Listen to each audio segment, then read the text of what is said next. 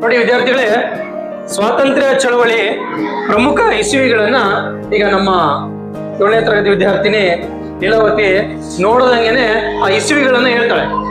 ನೋಡೋಣ. ಭಾರತ ರಾಷ್ಟ್ರೀಯ ಕಾಂಗ್ರೆಸ್ ಸ್ಥಾಪನೆ 1585. ಮಂದಗಾಮಿಗಳು ಈಗ 1585ರಿಂದ 1905. ತೀವ್ರಗಾಮಿಗಳು ಈಗ 1905ರಿಂದ 1919. ಬಂಗಾಳದ ವಿಭಜನೆ 1905. ಲೀಗಿನ ಸ್ಥಾಪನೆ 1906. ಸೂರತ್ ಒಡಕು 1907. ಜಲಿಯನ್ ವಾಲಾಬಾಗ್ ಹತ್ಯಾಕಾಂಡ 1919. ಅಸಹಕಾರ ಚಳವಳಿ 1920ರಿಂದ 1922. ಚೌರಿ ಚೌರರ ದುರಂತ 1922ರವರೆಗೂ.